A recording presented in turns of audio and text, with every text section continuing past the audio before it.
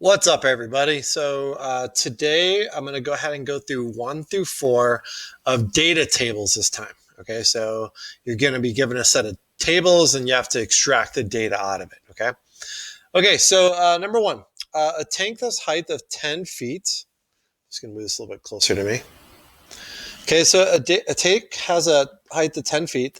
The area of the horizontal cross section of the tank at height h feet is given by the function a, where a of h is measured in square feet. The function a is continuous and decreases as h increases. That's a big hint here. Okay, a is continuous and decreases as h increases. Big hint. Okay. So selected values of AH are given in the table above. So use a left Riemann sum with 3 subintervals indicated by the data in the table to approximate the volume of the tank. Indicate your units of measure, okay? So the volume is going to be approximately equal to, and by the way, you do notice that this is a graphing calculator question, which is why you can see I have my graphing calculator up here so I can go ahead and do some work there. Okay, so the volume is approximately equal to, so I'm doing a left Riemann sub with 3 subintervals. So 1, 2, 3. Okay, so those are my 3. So the first width is going to be 2 times the value on the left, so 50.3. Okay, plus 3 times the one on the left, which is 14.4, plus 5 times the value on the left, which is 6.5. Okay, so the volume is equal to then, actually it's still approximately equal to, this is just an estimate. So go ahead and go to the graphing calculator and just crank this out. Okay, so I have 2 times 50.3 plus 3 times 14.4 plus 5 times 6.5, and that's equal to 170. Is that 6 exactly? Uh-oh, sorry. Where'd it go? Just move it over a little bit. 176.3. Okay, so this is approximately equal to 176.3. And dealing with volume, I have square feet, so it's volume, so it's going to be cubic feet. Okay, and that is my answer. This actually doesn't apply here, but make sure with the AP exam that you're going 3 digits past the decimal place. This only goes 1, so we're done. Okay, next question. Okay, so does the approximation in part A overestimate or underestimate the volume in the tank? This is a really classic type of a problem for this type of a data table problem. Okay, so does the approximation overestimate or underestimate the volume? Okay, so if you remember how we actually find volume, you find volume by integrating whatever the rate is of what you're doing. Okay, now I don't know what that is. There's nothing that's given to me as far as A of H. In this particular problem, the volume would be equal to the integral of A of H, right? But I don't have a function for A of H. So somehow I have to estimate is going to be an overestimate or underestimate.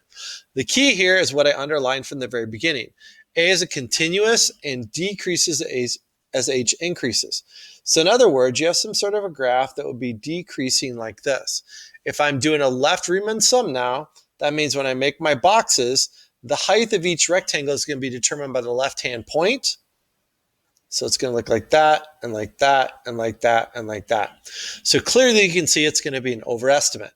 So this is going to be an overestimate because A of H is decreasing, and we are using a left Riemann sum to estimate.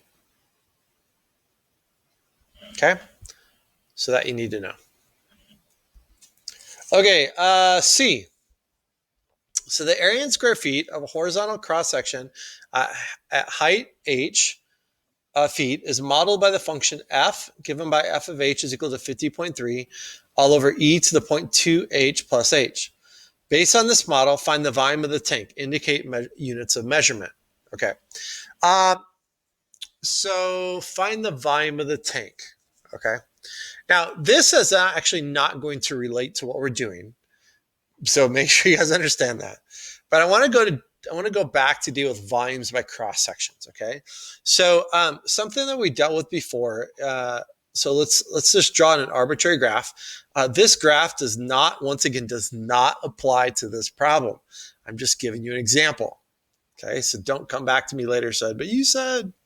Okay. So say for example, you had this this area here, this region here, and what I wanted to do is I wanted to make a volume off of it based off of a bunch of squares that actually come off of it. Okay, so say my palm actually is the same thing as this little region R here.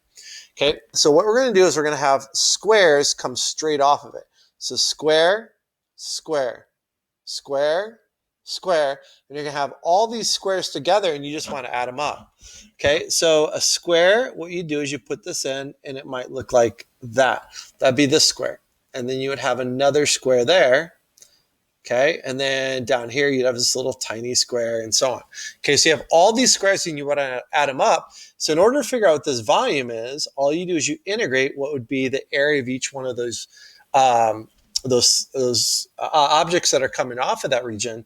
In this case, it'd be s squared. And I have to integrate with respect to x because it's going across that way. Okay, so that's what we're going to do. Okay, but now the area of each one of these is not given by a squared, it's given by this really funky function up here.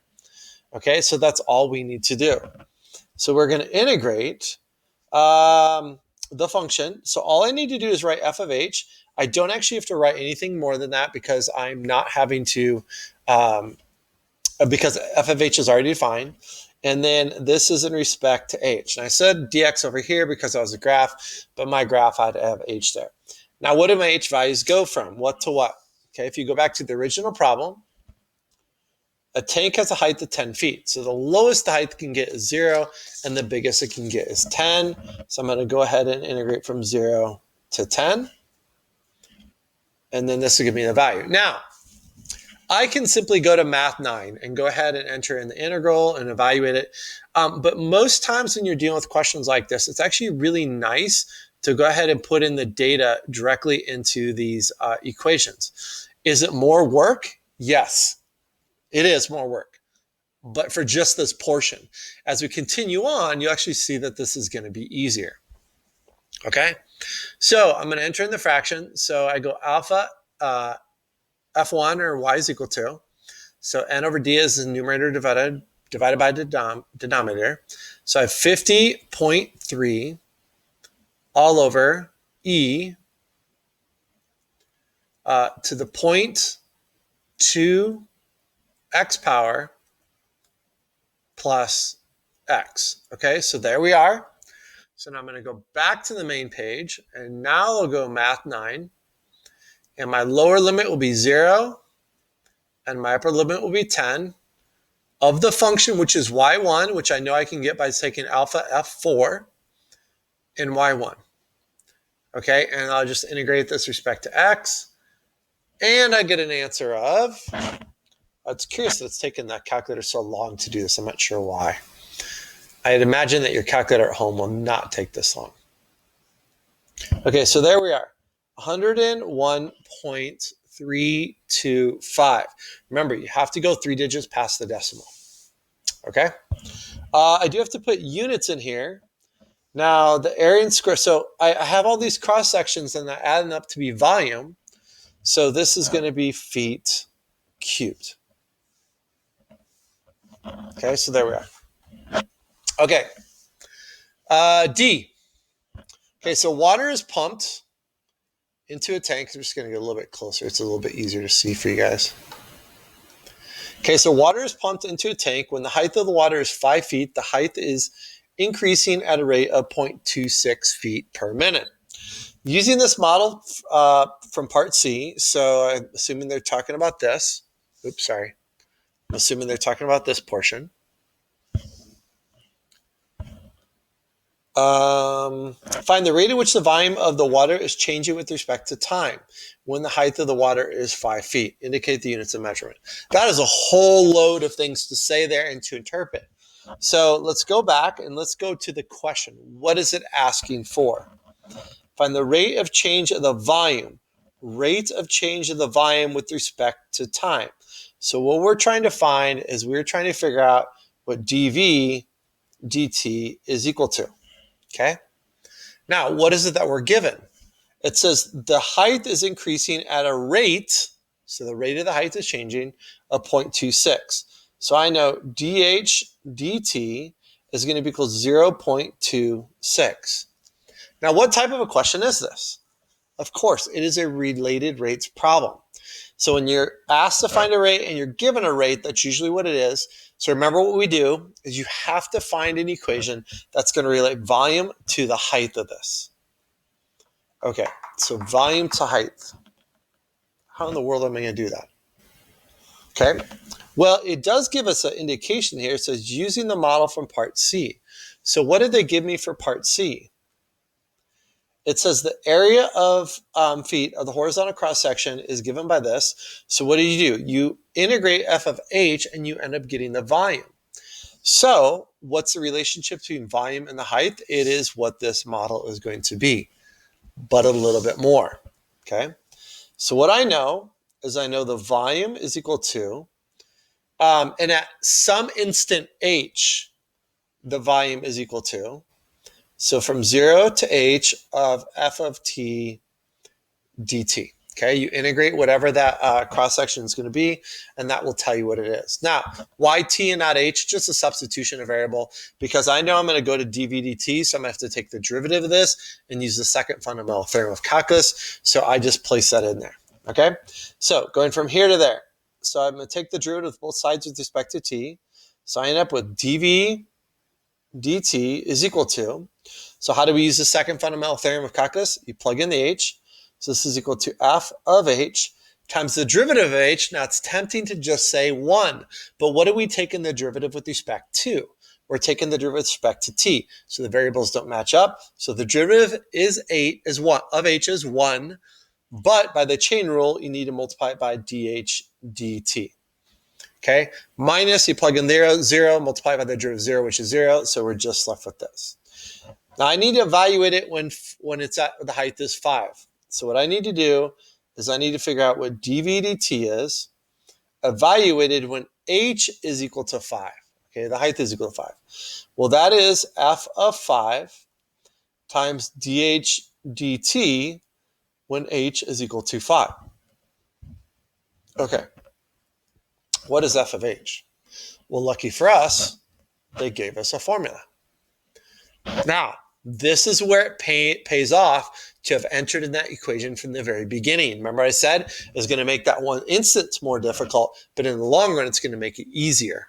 Okay, so the equation is already in there. So now what I'm going to do is I'm simply going to go to the table. Let's go to the table. I'm going to enter in 5. Enter, and it gives me the value, 6.517. Okay, you see what I mean? It may be longer in the short run, but a lot of times, not always, but most of the time it's going to be easier in the long run. So I have 6.517 times the derivative of h with respect to t at time is equal to 5. Well, that is right there. So times 0.26. So this is equal to, go back to my calculator. So I have 6.517 times 0.26. And there we are. Okay, so this is equal to 1.694. Once again, 3 digits past the decimal. Now it does say to indicate the units. Now what am I trying to find? Find the rate at which the volume of the water is changing. So the volume of the water is changing. So what's the volume of water? We have feet cubed per, and I'm dealing with minutes here, so per minute. Okay, so that's the rate at which the volume is changing. Okay, we are done with 1. On to 2. Okay, number 2. Oops.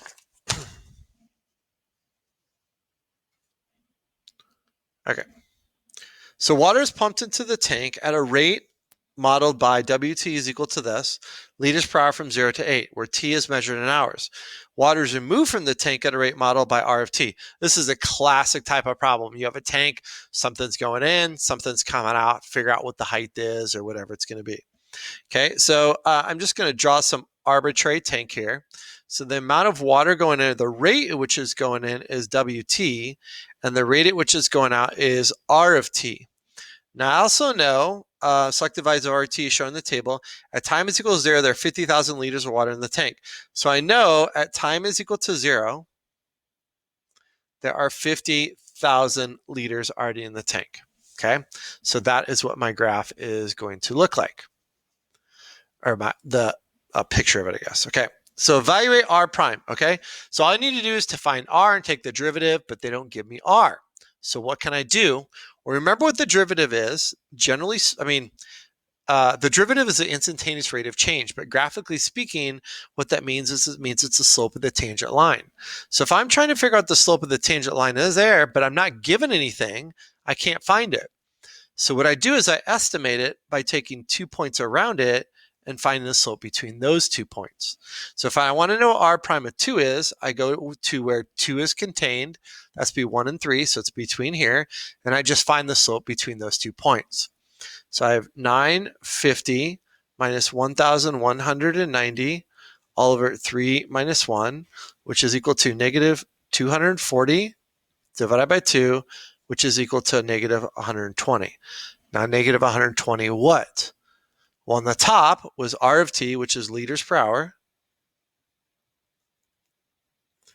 And then on the bottom, you have hours.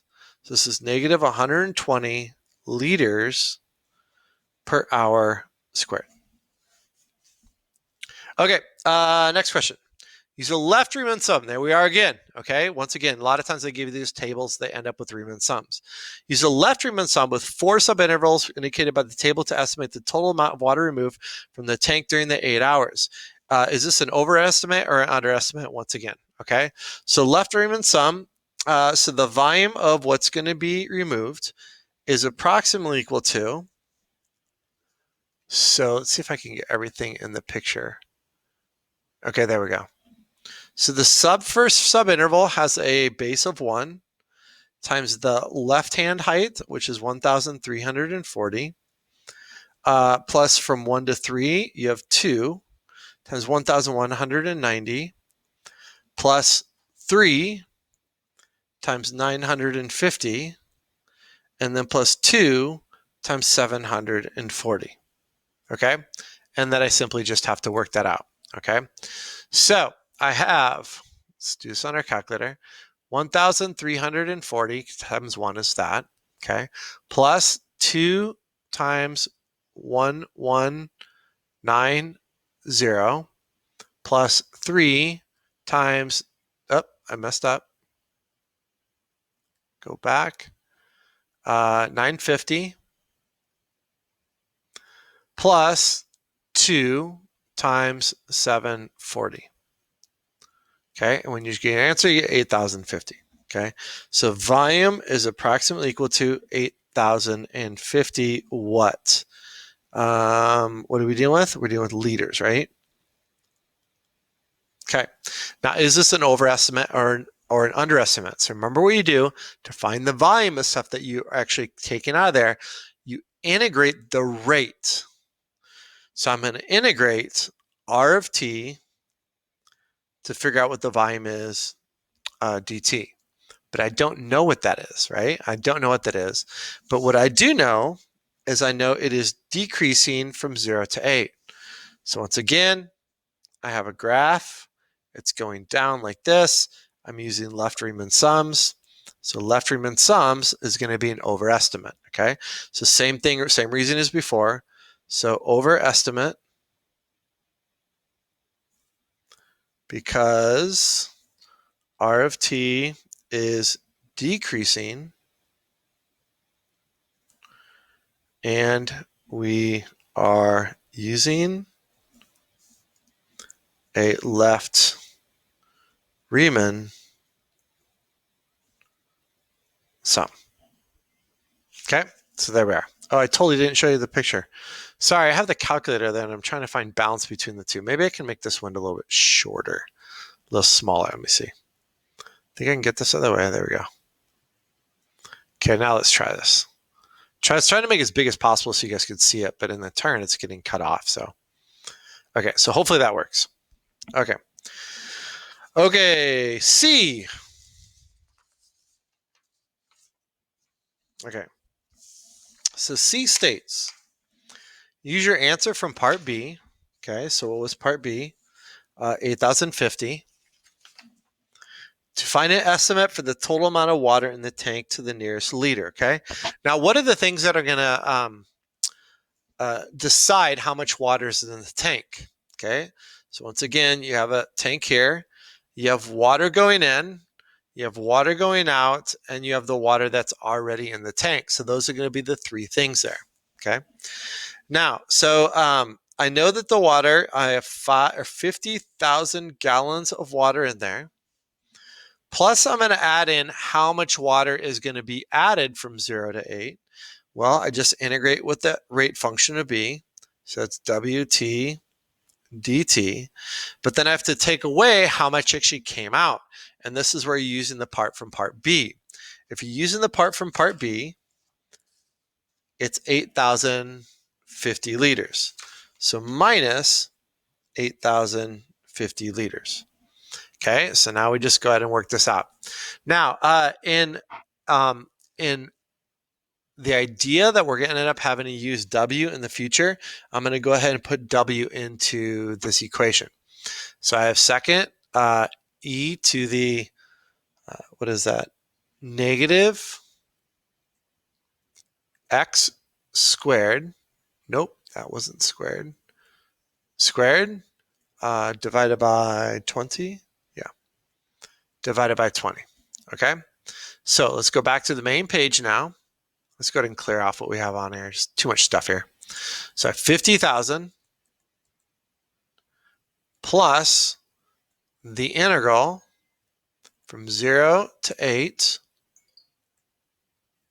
of whatever that thing is going to be. So alpha, calculate y1, and then dx, okay? But then we have to take away 8,050. Okay, so in doing so, I end up with 41,953.918, and what's asking for? Liters. Okay, so there we are. Okay, D. This one's pretty tricky. Okay, so for D, for 0 to 8, is there a time t where the rate at which the water is pumped into the tank is the same as the rate at which the water is pumped into the tank? This should be out of the tank, sorry. Okay, so out of the tank. Okay, so what are we going to do? Don't know for sure, right? Let's see. So let's talk about the rate going out of the tank. Okay, so I know between 0 and 8, the rate goes from 1340 to 700. Okay, so I know that R of 0 is equal to 1,340, and I know R of 8 is equal to 700. Okay, so it starts at 1340 and it ends up at 700. I'm just going to draw some arbitrary graph. It doesn't mean anything at all. So 1340, I don't know, right here, and then 8, 700, I don't know, might be right there. Okay, so this is 8, 700, and this is going to be 0, 1340. Okay, so I know it's going to have to go from there to there. Okay, now what about the other graph of WT? What about the other rate? And by the way, this does not have to be linear. I'm just stating it has to go from there to there. And so it must take on all the values between 1,340 and 700 because of IVT, intermediate value theorem. Okay, let's take a look at what happens with W of 0. Okay, So W of 0, I'm lucky enough that I have that equation in there already. So W, so going to the table, W of 0 gives me 1. I don't think that equation's right then. I think it should be more than that. Yes, I'm silly me. I'm missing a 2000. So second insert, 2000. There we go. Okay. So now let's go ahead and go back to the table. Okay, so second graph or second table, and I enter in 0, I get 2000. So 2000. So I'm going to start way up here somewhere. And then where do I end? Okay, so let's go down and enter 8. And when I do, I end up with W of 8 is equal to 81.524. So 81.524 is like somewhere way down there. So this line has to go somewhere from there to there. And the only way it can do it is if it actually crosses it. So there has to be a point there somewhere where it does cross, okay? So yes, there must be a point at which the rate of intake is the same as the rate of outtake, okay? And it's really based off of IVT, okay? It has to be able to pass through those values. Okay, next question, number 3. Okay, so we got through 2, we got 2 more left to go. Okay, so hot water is dripping from a coffee maker, filling a large cup with coffee. The amount of coffee in the cup at time t from 0 to 6 is given by the differentiable function c. So this is actually how much is in it. It's not the rate, it's how much is in it. Where t is measured and measured. Select the values of ct, measured in ounces, blah, blah, blah. Use the data in the table to approximate c prime at 3.5. We know how to do this. We just did one like this. So I go to 3.5 right here, and I just have to find the slope between those 2 points. So I have 12.8 minus 11.2 all over 4 minus 3. So the bottom is clearly going to be 1, and on the top you're left with 1.6. So 1.6 is the estimate for what it's going to be. Or the approximation. And what are the unit measures? Well, on the top, it's ounces and then per minute. So ounces per minute. Okay. Okay, B. Is there a time t between 2 and 4 in which, sorry, I just got sidetracked.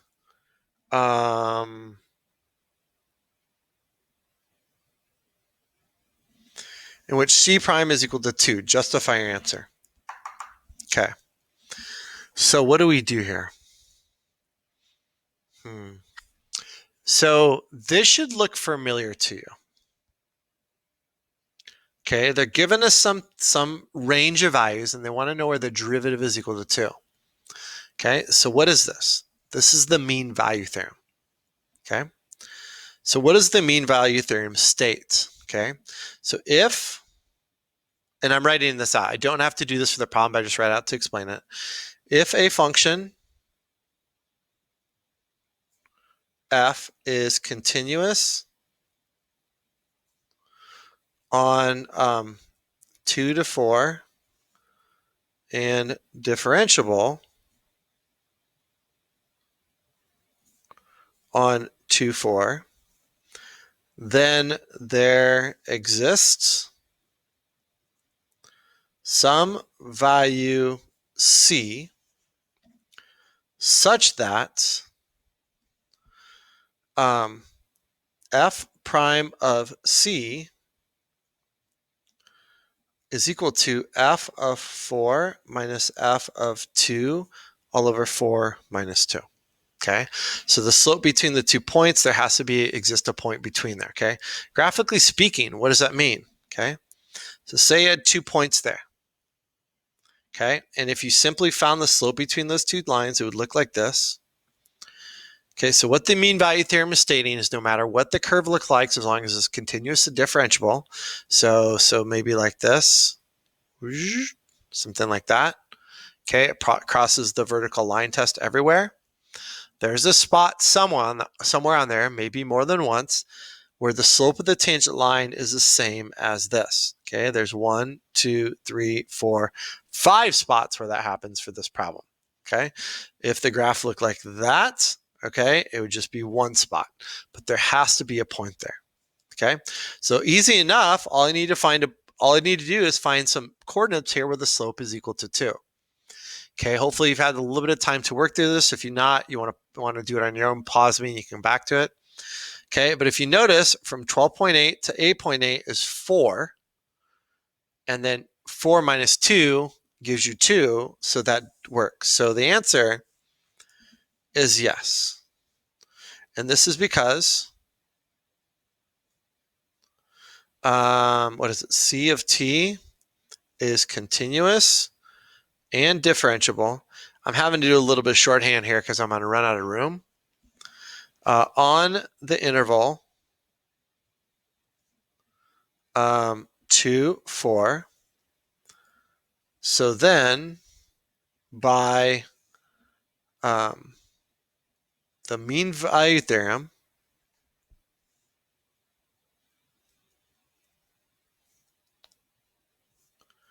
there exists a C value, and the C is actually should be between 2 and 4, such that f prime of C is equal to, what's the y value? 12.8 minus 8.8 all over 4 minus 2, which is 4 over 2, which gives you 2.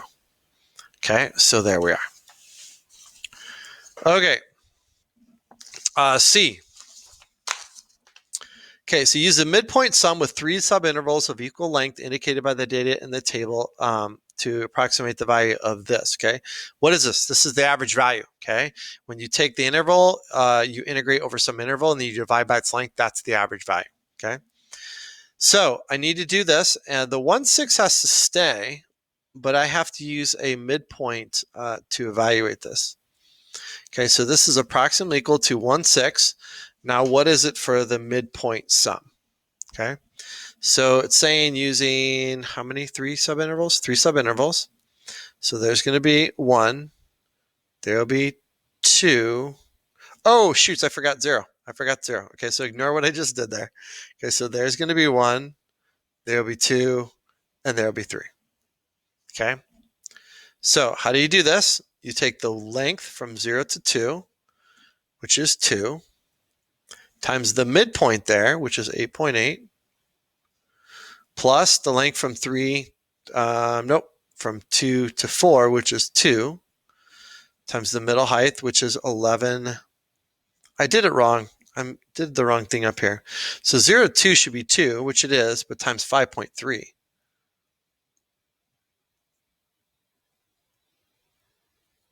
Okay, and then once again, from 2 to 4 is 2. From there to there, we already know is 4. I'm sorry.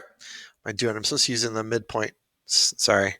Times 11.2 plus, okay, the range there is 2, or the bases, and then times 13.8.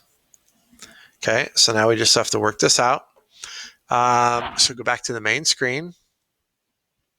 So I'm going to put the fraction right away. I know it's tempting to do it at the end, but you wouldn't believe how many times people just forget to go and put that back in. So 1/6, okay, and then we put it in parentheses. So times 2 times 5.3, which is 10.6, plus 2 times 11.2, which is 22.4, plus 2 times 13.8. Can you guys do that? 27.6. And you don't have to do that in your head. I just playing around. Okay, so when you do this, you get 10.8.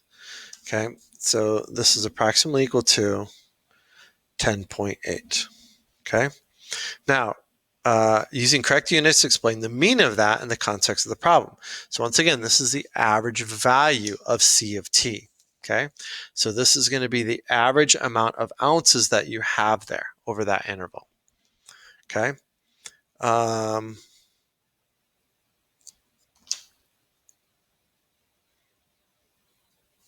Okay. So this is the average amount of ounces that has dripped into the coffee cup over the 6 minutes. Okay.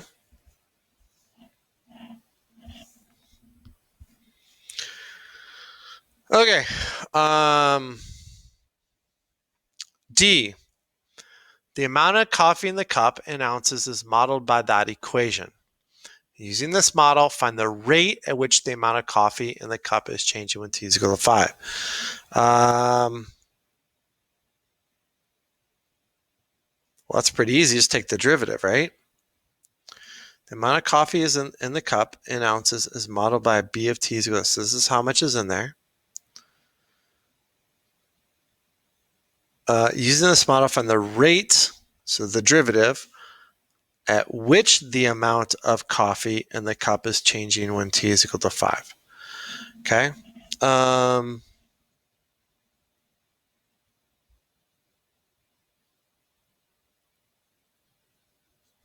Yeah, so that's just the derivative. So b prime of t is going to be equal to, well, that's going to go away. Bring it down. So you're going to have a positive 0.4 times 16e to the negative 0.4 t. Okay, and I want to know when it's changing when t is equal to 5. So b prime of 5 is equal to 0.4 times 16 e to the negative. So 5 times 0.4 is 2. And then I just have to evaluate it.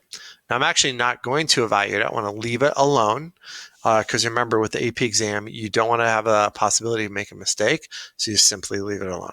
Okay. So I'll put it in parentheses like that.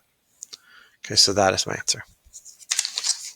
Okay, last question. We got 2 more left. Or sorry, 4 more parts, I guess.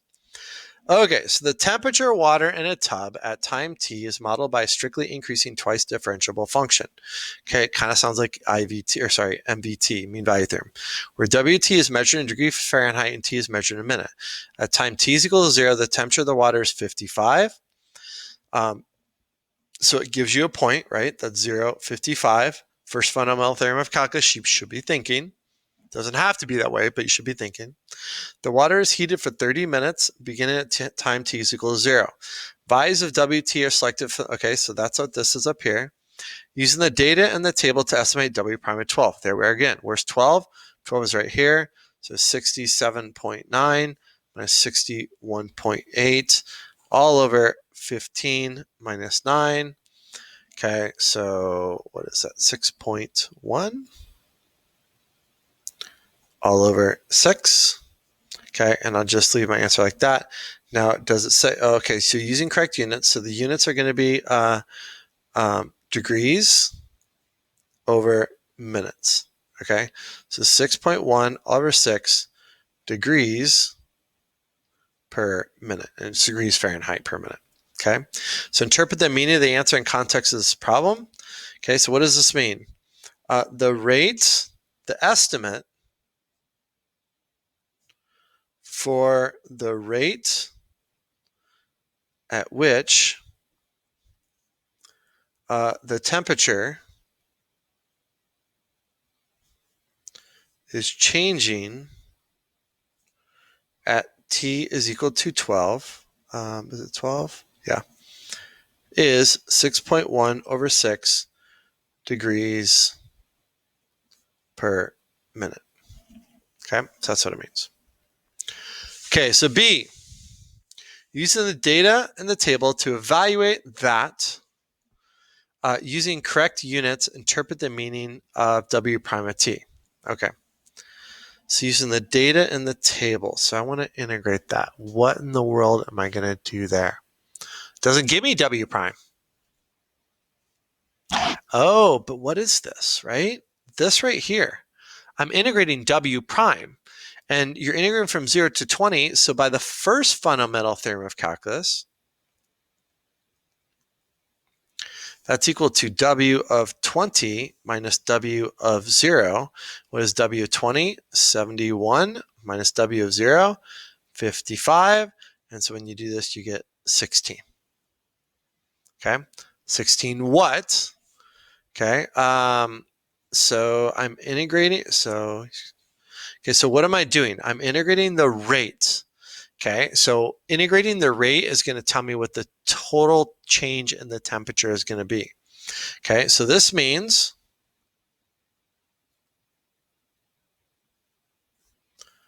from T is equal to 0 to T is equal to 20, the temperature change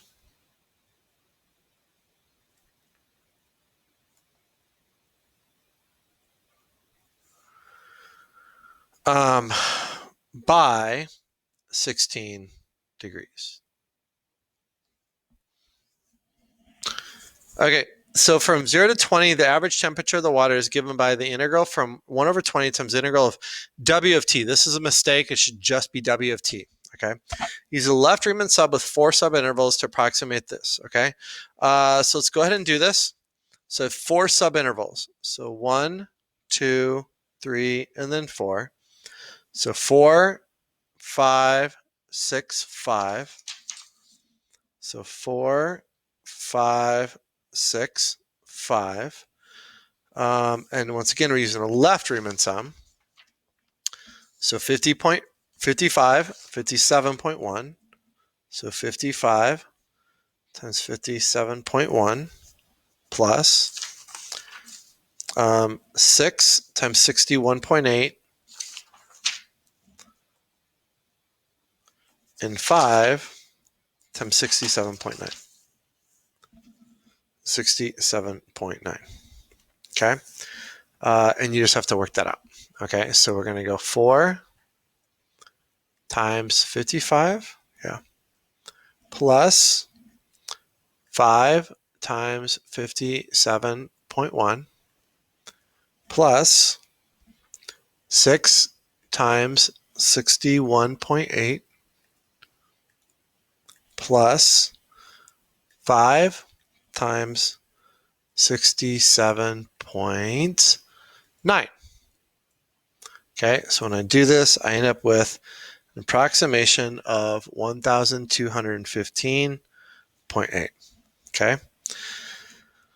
Okay, so there we are. Does this approximation over or underestimate the average temperature? So remember what we have to do is we have to figure out, okay, is the rate increasing or is the rate decreasing? Okay, that's what I actually need to figure out. Okay, so let's go back and what do we know about that?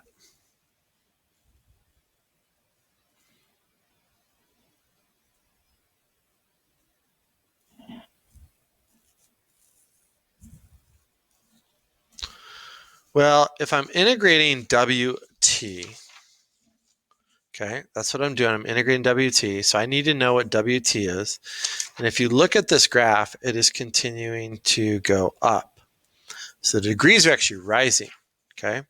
So it means the graph is going like this, which means I'm doing a left Riemann sum. Okay, so it looks like that. So it's going to be an underestimate.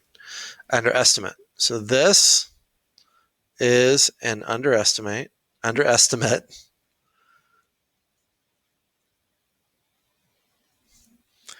because W of T is increasing from 0 to 20, and we are using a left Riemann sum. Okay. D, for T between 20 and 25, the function W that models the water temperature has first derivative given by this. So this is the derivative from 20 to 25. Based on this model, what is the temperature of the water at time is equal to 25? Okay. So what we need to know is we need to know what the temperature is at 20 and then figure out how much it has changed. Well, how much it's changed is going to be given by the integral from 20 to 25 of W prime of T dt. If you're integrating the rate, it will tell you what the change is going to be there. Okay, so this will be the last time I use this, so I don't need to enter it in the equation.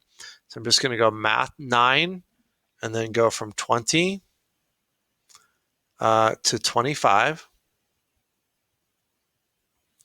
of what the rate is. And the rate is given by 0.4 times the square root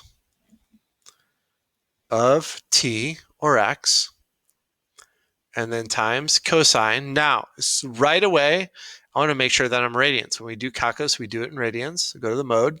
Good, I'm in radians. I'll go back and go from there. So I want to make sure we don't make a stupid mistake. It's be a super bummer to lose points just because you weren't in radians. And then what do we have of 0.06t?